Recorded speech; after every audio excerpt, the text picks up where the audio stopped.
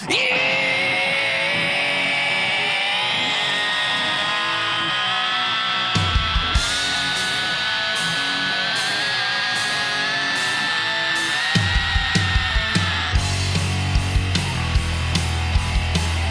hello there, friends.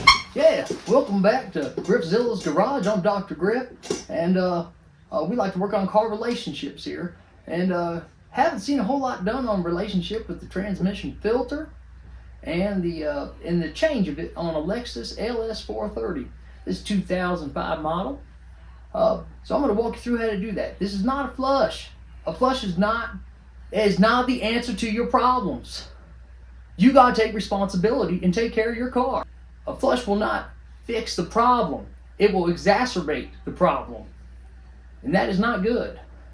So if you've never done a flush and you got 200,000 miles on your car, go ahead and buy yourself a transmission filter kit, and you'll drop that tranny pan, you replace the filter, and you'll just replace the amount of fluid that you lost. But you're not gonna forcibly push out what's actually holding that transmission together.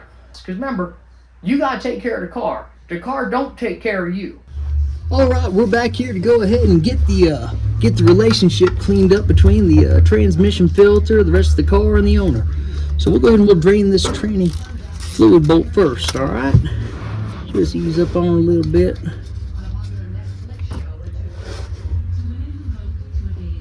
And that's nasty. That's not good. That is not good for the relationship. While that's draining, let's move over here to the other side. Right up here, you're gonna have two 10mm bolts. This bolt here, and this one here. And they're gonna take this cover off. That'll give us access to the fill plug when we go to fill it up. And once we've got these loosened up, we'll go ahead and just take it out of here.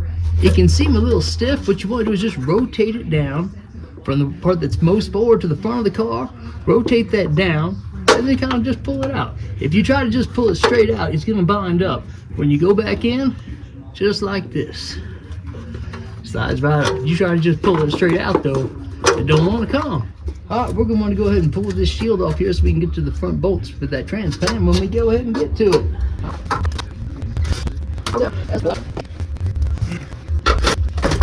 Now we've got access to the front bolts up here. Let's go ahead and pull these bad boys out. Wow, that was loose.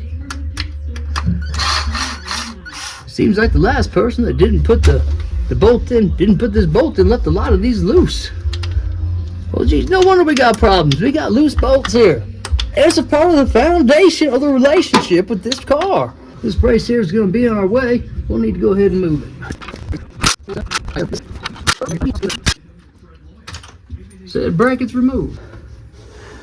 I'm going to hold up on this end down here towards the front of the car, and I pulled that bolt out. All right, the only bolt holding it in now is one on this end. I'm going to remove that one, and then I'm going to slowly kind of lower it down with the back kind of coming out first over this pan, this drain pan. We'll tilt it that way. This way we can get the rest of that fluid out of there without making a big mess. All right, let that drain. We're going to clean that up before we put it back together. We've got our filter right here. There's a 1, 2, buckle my shoe, 3, 4 bolts holding that on. We'll undo those to pop right out. There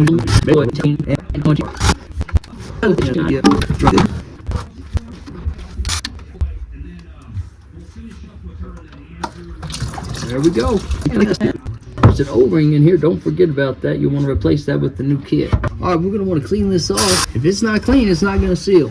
So get yourself a little Scotch-Brite pad. Just give it a little rub down. We're going to put our transmission filter back in. I like to go ahead and use a little bit of this BG stuff on the O-ring here. Not necessary, but it's an awesome assembly lube, and I just feel like it helps seal up better. Stick that up there where it was. It was 4 10mm, held that in. It's these ones in case you got confused. Hey, we're going to want to go ahead and clean this pan, make sure that it's ready to go back together. I like brake clean, and that cleans it up nice. And unfortunately, we've run out of brake clean. Hey, that's no problem. When that happens, you just grab your liquid encouragement, pour a little Grey Goose on it, that clean it up.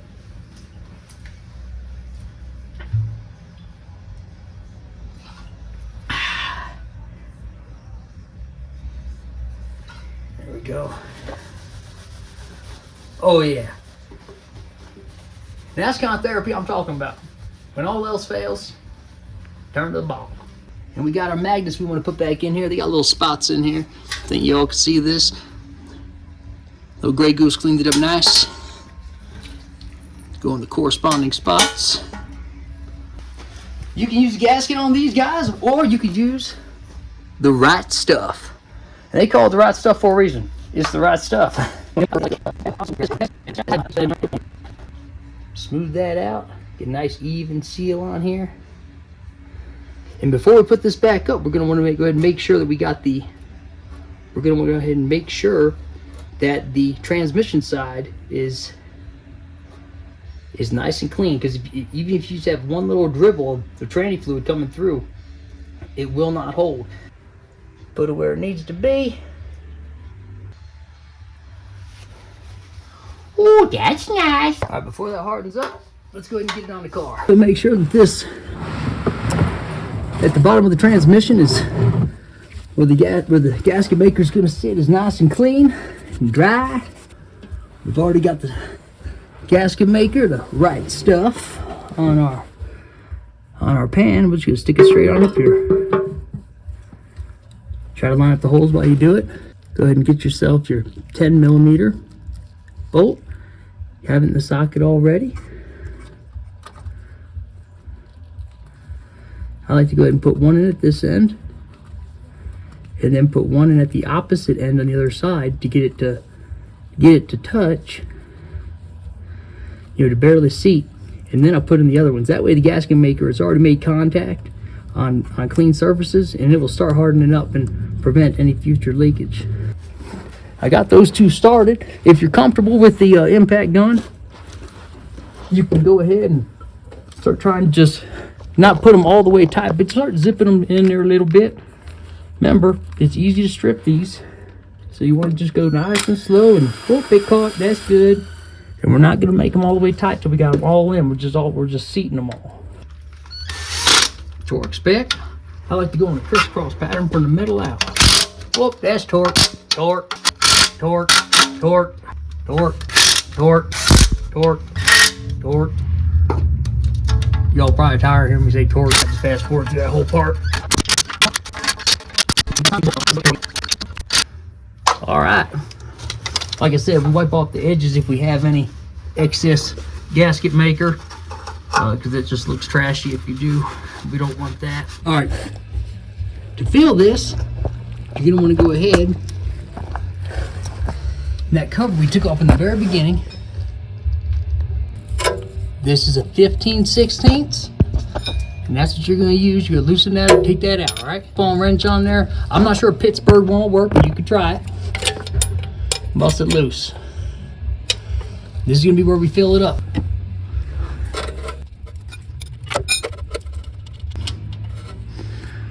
All right, now here's where we got to get creative filling this up. Toyota does a lot of smart things, but this here to make it a little difficult. I'll show you my rig for it. We need a pump setup to go ahead and get it in that hole. What I'm going to use is I'm going to wire up this little Holley fuel pump. Good, we got flow. We also need to pull this overflow plug out. So we're going to pump that fluid in until it comes out this overflow here. And looks like somebody buggered that up a little bit before she got that strip. We're going to pump it up until it comes out of that overflow tube. And then I'll show you how to check the level once we've got it up, because this does not have a traditional dipstick. We'll just snug this up for the time being, because we're going to have to, we will pop it open again a little bit just to make sure everything is where it needs to be. All right, we're about 2 quarts here. It's starting to come out pretty good. We'll disconnect our pumpage here, and we'll plug that up.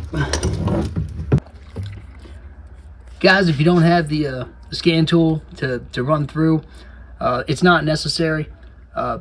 Here's the by the book instructions from Toyota, Lexus on how to do this. You can fill it up till it comes out of the overflow like we did. Put the overflow plug in, snug down the fill plug, and then fire it up. Let it run for a while. Keep checking the temperature of the pan with your Harbor Freight laser, temp gun, and as long as it's between 115 and 130 degrees, when it's in that temp range, go ahead and pull the overflow plug and see if it dribbles out some. If it does, you're good to go. Tighten it up.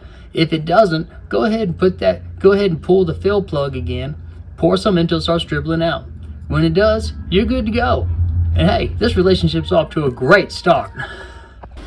All right, so with the scan tool, we can see the temp is at ATF temp at 109, 111. We gotta check it between 115 and 130. If you don't have a scan tool, get yourself one of these temp guns.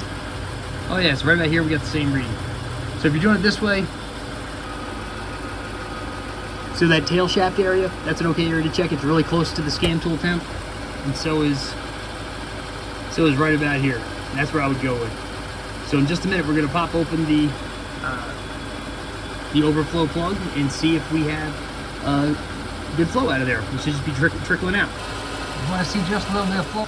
Yeah, okay, dribble. I'd probably just add a little bit to that. Hey guys, Dr. Griff. Thanks for tuning in. I'll see you guys next time. I hope that this transmission fluid service helped you out and helped the relationship between you and your car. I'm getting awesome. You're getting awesome. We're getting awesome. Yeah, that's what I said.